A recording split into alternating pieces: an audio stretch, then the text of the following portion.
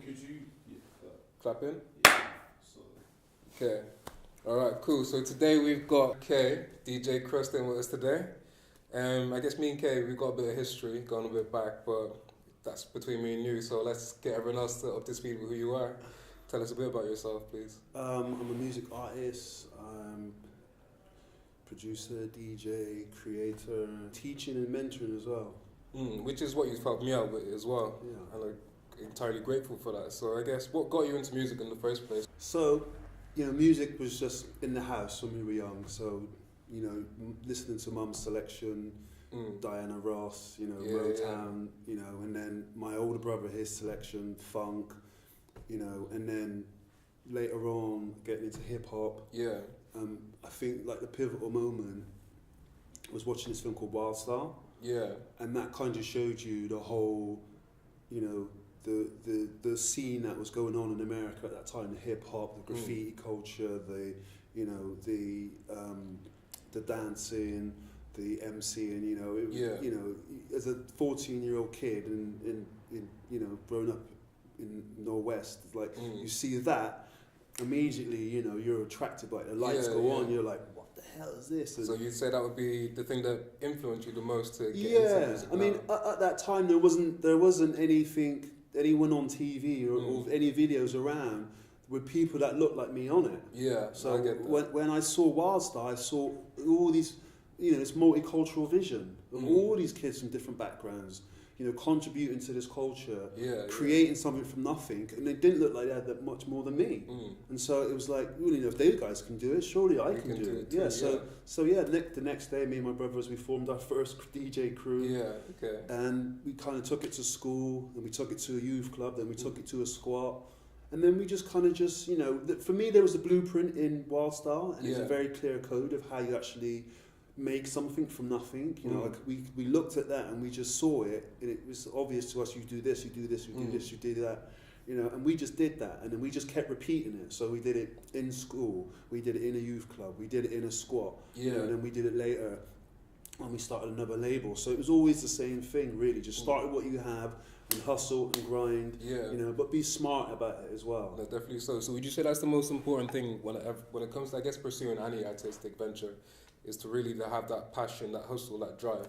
Yeah, I mean, you need to have that drive. You need to have resilience as well. I think a lot of people, get put off when they hear no a few times. I mean, no just means it's not for them, or no, try somebody else. And I think as artists, as creative people, we're emotionally driven anyway, so we really take it personal when people say no. And it can be quite a painful thing.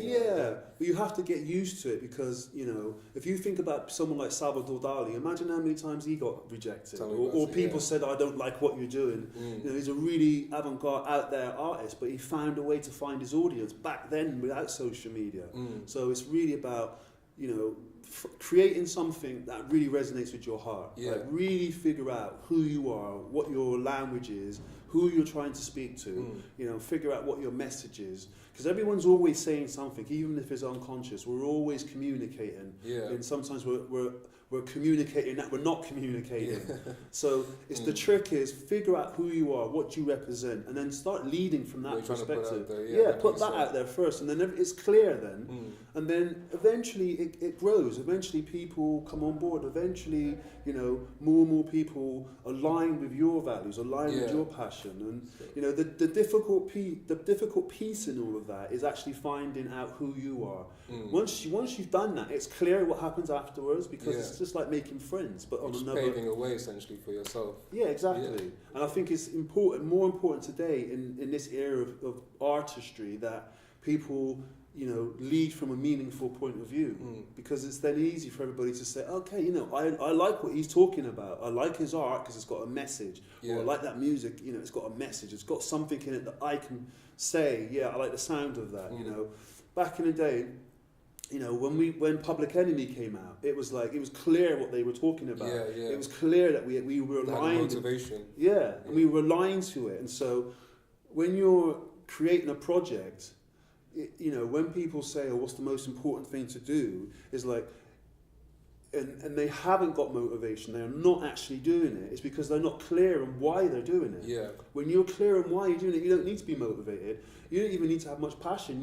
Everything takes you forward because it's clear that what you're doing has a reason to exist. Yeah. You know, and people can easily see that in conversation as well. So definitely so. Yeah. It's very powerful. Okay, I respect that a lot. One thing that you said when you spoke about Salvador Dali was that he achieved success back before the days of social media. So do you find that social media makes it easier for artists nowadays to be expressed, to be discovered, and I guess get themselves out there? Yeah, it's definitely a tool once you understand how to use it to get an audience really quickly. Yeah. It's a very powerful tool to do that. And again, really, it works better for you once you know how to leverage it. You know how to create something that's unique, something that stands out. Because when you look on social media, you know, there's 1.8 billion people on Facebook. It's ridiculous, yeah, So, and growing every day as well. Yeah, Still. so you have to figure out what are you going to say is going to help you stand out on that platform. Yeah. You know, what are you going to look like? You know, how are you going to carry yourself? What's your tone of your communication? So I guess everything nowadays really is about this kind of online persona. Yeah. But do you think that we It's can always been that though. Yeah? Yeah, Okay. it's always been about your persona. Think about an artist back in the day. Now, like for instance, you look at Andy Warhol, and everyone says, "Oh, he's moody and he's dark. He doesn't really say much." But that was his marketing tool. Yeah, that was his thing, right? So there's a saying: the marketing is the marketing. Okay. Do you know what I'm saying? Yeah, It's like I get that. the act is what he's marketing. So you're basically putting yourself out there as a personal brand. Yeah. You know? Nowadays, that's what it is. If you look at anybody out there, there's an archetype that they're following. Yeah, and if you understand what the archetype is, you can break it down, and then you can not necessarily mold yourself to it, but find one that suits who you are. We're naturally driven people anyway, so I'm naturally curious, and I naturally go out there and find stuff, and I naturally share it. So my kind of archetype is the teacher, mentor role. Yeah. And that's a very clear, you know, when you look at that, it's very clear what that is. Yeah, so, I can give proof to that one as well. yeah, too. right. And so I did a session with someone this morning, and they found me because they saw me do a workshop that I posted online. Okay, so it's nice. very clear. People who see me DJ. People who see me coach want to get coached. You know what I'm saying? Yeah. So it's very clear that that's what I do. So when people are searching for information online, and say someone's in the music industry and they're not where they want to be, and they're looking around, oh, I know Krust. Oh, he's gone. Look, he's doing courses, and he must know a little bit about what I'm maybe going through. Maybe I'll contact him and have a conversation and figure it out. And so that's really cut and dry about how people are now seeing me and how I'm portraying myself. Yeah. So it's very natural for someone to step into that role once you figure out, okay, what exactly it yeah, is. I'm a reporter, so I see you as a reporter type vibe, right? So Yeah. you're out there highlighting some people like me. So it's very clear what you do. You report on stuff. You're going to start posting your content online. People are going to start seeing, oh, this guy writes good pieces. Yeah. Maybe he can. Do you know what I'm saying? So it seems like That's it's a million. motivation anyway. Yeah. Yeah, but it seems like it's unclear on what to do. But once you start seeing, what does it actually? What do I actually do? You know, people say you're this DJ or a musician. Yeah, that's something that I do. But really, what I am actually doing is trying to get a message out, and I use the music to get the message out. Music is just one of the platforms that you use, because you don't just delve into music, as you were saying there. Yeah. You're also a mentor and a teacher. Yeah. And I guess in what ways do you do that with people? Because music is a tool to educate people as well. Yeah. But outside of music, what other ways do you help? Well, what I noticed when I first started to do sort of coaching and mentoring is that people were asking me, how did you become a DJ? Yeah. How did you start your label? And at first, because remember, I started when I was 14, and I saw the blueprint on Wildstyle, and you know, I just imagined that everybody knew how to do it. Yeah, yeah. Just naively, not really thinking about it. And then after a while, so many people kept asking, and I've had to sit down and think, okay, well maybe there's something in this that I'm not seeing. So I took some time out, and I sat down, and I really went back into, you know, all my experiences. How did I actually learn that? What did I actually learn from it? And and then eventually something came together so that when somebody asked me how to do it, I wouldn't just say, oh, you just start your label. Yeah. there's a step-by-step process that you can take, and like what's going on in your head, like why do you want to do it, what does it mean to do it, how do other people benefit from it. So there's a lot of psychology involved in it as well. It's all psychology. It's all psychology. If you look at who and what we are, we're emotional beings. So we lead by our emotions, we're affected by our emotions, we make music from our emotions to tap into other people's emotions. So if you understand how to do that, it becomes easier for you to communicate your message. And so, as I said before, we sometimes communicate that what we're not communicating. So imagine having the ability to understand what you're communicating and then put that directly in your message. Yeah, that's true power right there. It's that's true power, almost a heightened consciousness, essentially. Well, you have to think about what advertising is, or what a really good film is, or what a really great album is. That's somebody who's so in touch with their emotions, or people who understand how to get in talk to your emotions, telling you a story with this idea of drawing you in, making you feel comfortable. And that shows it, again, as you said, advertisements are perfect for that, where, Coke could be trying to sell Coke, but, the video itself doesn't really show much about Coke. It could be the relationship between a son and a father. It's evoking that emotion. Exactly. Nike's good for that as well. If you watch one of the Nike commercials, they have the product in there, but they never say, this is our new shoe. They'll show you an aspirational lifestyle. And you'll look at that aspirational lifestyle, you think, I want to start running. No, 100%. Or, I want to start playing basketball. They actually released a new video there not too long ago. It was Nike London. Amazing. Where they got all like London ISIS and to just come together and just be like, Nike is like this whole new London vibe sort of thing. Like London is the place to be. So it does show that, and again, I guess it's a form of art in itself as well too. The fact that although it is a sort of conditioning, but it's still promotion, it's still getting views and ideas out there. Well, commercialism and living in an economic planet requires you to do things that provide some sort of value at the end for both parties, or for one party, or for all parties. So you have to really figure out now, as a company, as a brand that's in an economic environment, you need to get some sort of value or remuneration at the end of it, whether you're selling it in the beginning or you're selling it at the end.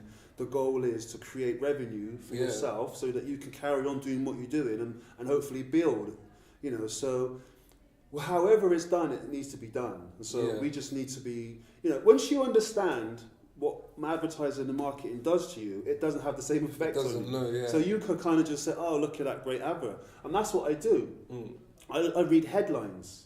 I look at headlines and think, oh, wow, that's a great headline. If I tap on a button on social media and all of a sudden I'm down a rabbit hole, I come back and say, what was the headline that got you in there? And that's really powerful, because as people who are learning the media game, we have to learn how to create catchy headlines, things to get people interested in what we're doing, not in a way that it's misleading, but in a way that it's informing. It's creative, it's storytelling, it's educational, and it's welcoming as well. And as long as you get, you have to, just for sort of clarity here, as long as you're congruent with your message, and at the end someone's getting some benefit from it, I think that is that's the ideal way to go.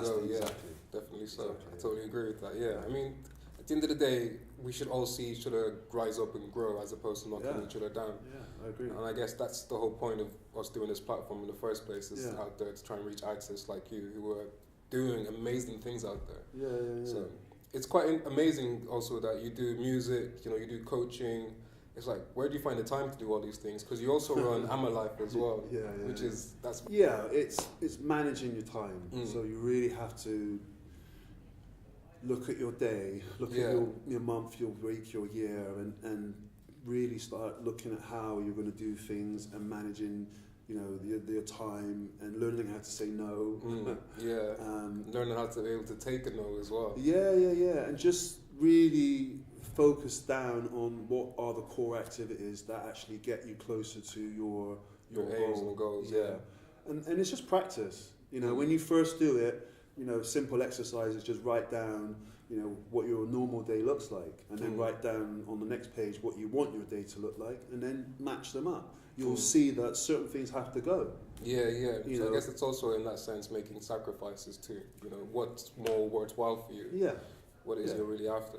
Well, you can only do certain things in the amount of time you have. So if you want to, you know, I still believe I can change the world, and I had that same vision when we did Fresh 4, Full Cycle.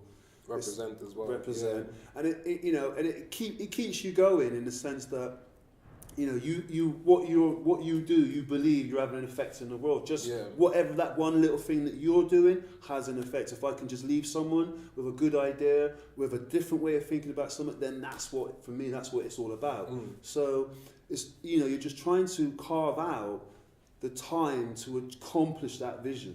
Yeah. Okay. That's very beautiful, and I guess you know, you do have to take that time for yourself. Not even that it's selfish, but no. I mean, if you want to achieve great things, if you want to change the world, then you do need to look after yourself. You know, it's a mental care and physical care. And then once you see what it takes, you can start adjusting your life to do that. You know, you think about, you know, one of the reasons why I really changed what I was doing. I was following this French CEO. He was the CEO of Renault, I think, and Honda. So he flew between China and France like 3 times a week, right? Great. And I started to read about him. I started checking documentaries and stuff. And he'd get up at 4 o'clock in the morning. He'd go to bed at like 8 o'clock in the evening. He'd be on free. And I was like, how does this guy do it? What's he doing? And so I just drilled down into it. And he was just like, you know, meticulous with his time management. And he was running not one automobile company, two of the biggest in the world. Two of the biggest in the world. One guy. And I thought, well, why? I can't complain. You know, I'm just trying to DJ, make a and it just really kind of. So here's what happens. There's something called Paretos Law that says you will always fill the time that you have, that you say you have. So if you say it's going to take you 20 hours to do something, it'll take you 20 hours to do it. Okay. If you say you can do it in an hour, you'll do it in an hour. So the proof came to me when I stayed in the studio one night. And I was trying to make a track for this show that I was doing the next night. Yeah. And I stayed up all night, 7 o'clock in the morning, nothing. Okay. Just like 30 seconds of an intro is embarrassing, right? I thought, I'm not going to go to this club. You're not the only one when it comes to things like that. You know, it was like, and I just said, enough. Yeah. Okay. You know, I used some strong language, but I just said, right, this is it. So I stopped, and I scrapped everything that I did, and in 2 hours I made a track. Okay. Drove up the motorway, went to this place called the Cutting Room where we used to get acetate dub plates cut it, went to the club, played it that night, and the whole place blew up when I played this record. Yeah, okay. So what that taught me was when you get all the noise out of the way, the true inspiration just comes through you. Okay. And it doesn't take ages, months and weeks. It happens in a moment. And did you find, in order to do that, from going from 7 hours, with nothing happening, to the space of 2 hours, and you create a masterpiece, did you have to change your environment, or was that... No, you just changed your way of thinking about what it is that you're trying to achieve. So instead of thinking, I want to make a track that's going to blow up the dance, you stop thinking that, and you just say... right? I'm just going to have fun. And as soon as you do that, the intention is still there, right? But the immediate task at hand is just, I'm going to have some fun. I guess when we take ourselves too serious, then we try to aim for this sense of perfection, which I guess perfection is never really something that we can ever achieve. Yeah. So we're never satisfied in that sense too. I mean, we can have lofty goals and we can have high aims. I think that's important because the intention is to be the best. Yeah. Okay, definitely. So I don't think anybody gets up at any time of the day and thinks, I don't want to be the best at what I do, you know. And I get up every day, not consciously saying in the mirror I'm the best at what I do, but I believe I'm the best at what I do. Yeah, and as you should do, everyone should do. And so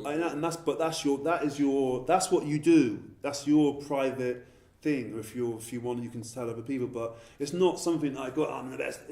But that keeps me going, and that helps me focus on searching more, doing more research, being more thorough, you know, being more creative. How do I get a better technique? You know, I was reading an article with about Jordan.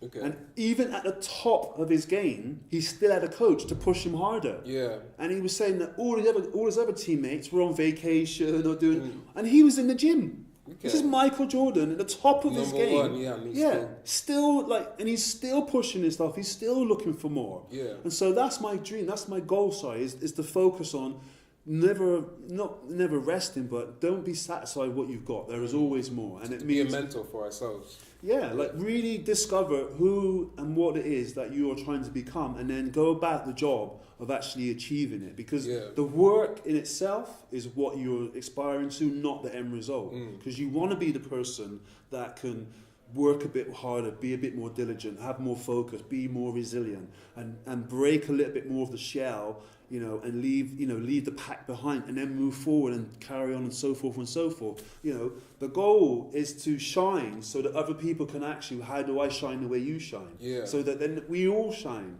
You start seeing online all the videos, and that's the beauty about the social media. One of the best things, you start to hear everyone's story now. How did Michael Jordan? It was a mystery before. How was he so good? It was a mystery how how certain tennis players were so good. Yeah. It was a mystery how some of the football players were so good. We didn't see the Brazilians play on the sand at 10 years old.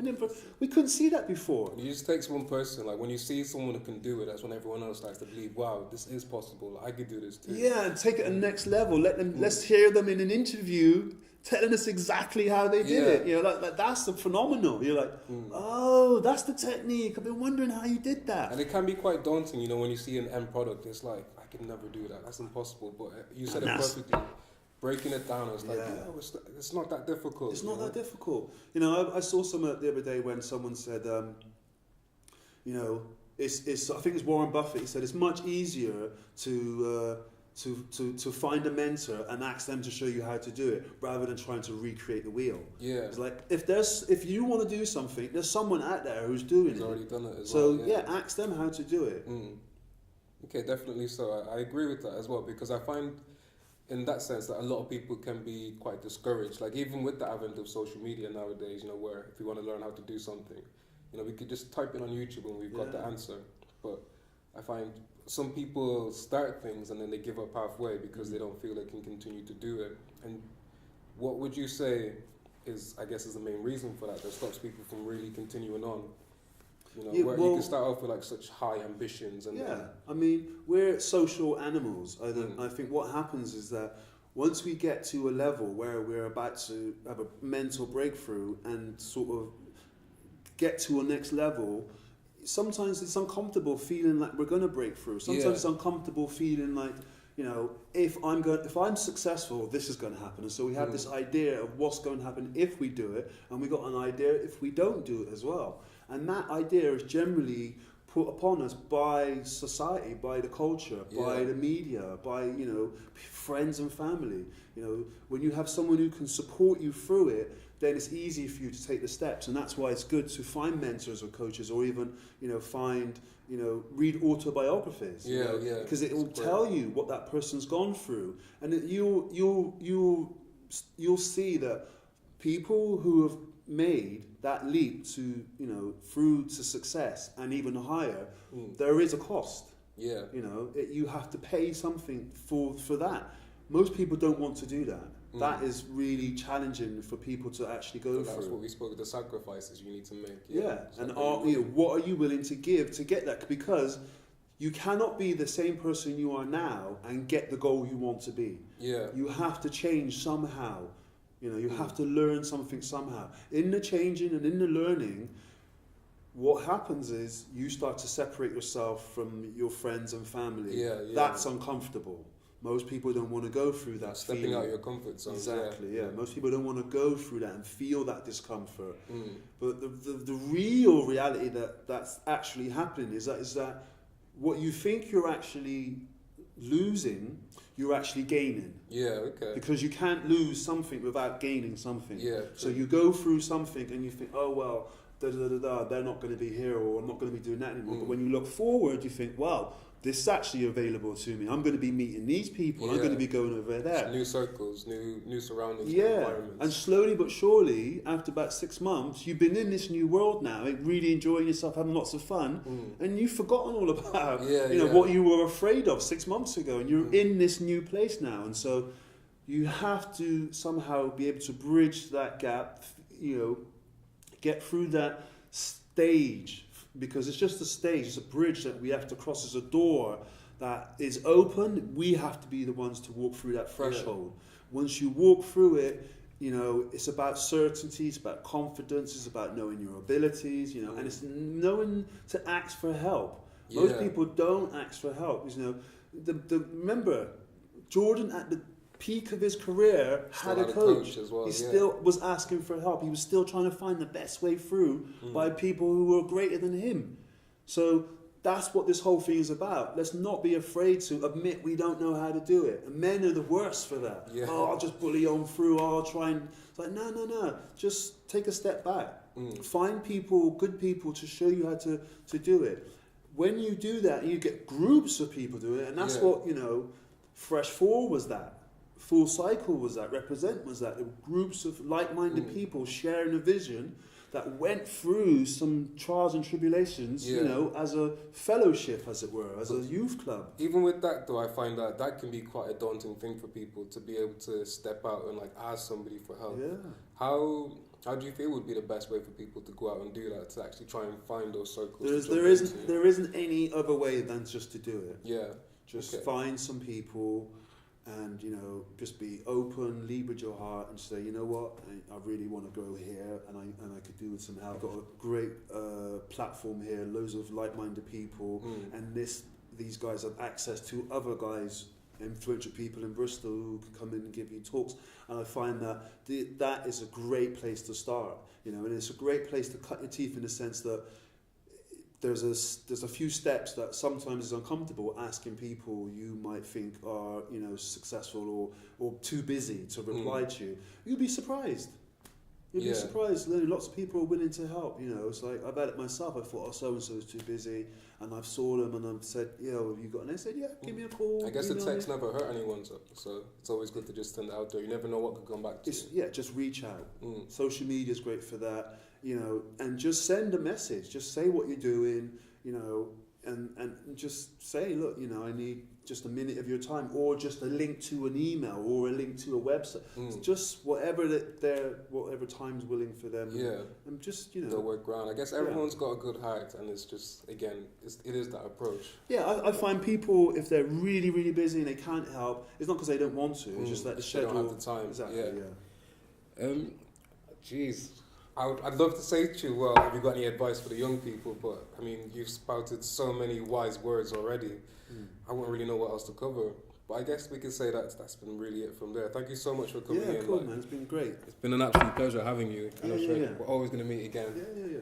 It's good. It's a good thing what you guys are doing, and when we first met, I said I'd like to, contribute and help in any way. So, this is part of it. And hopefully in the future we can do some, workshops or some events and get more people in. This is just the beginning of this whole new platform, Caption. So brilliant. A lot of many good things to come back up, and hopefully again, everything that we've literally spoken of is to get ISIS together, really get that space for people to be able to come and create.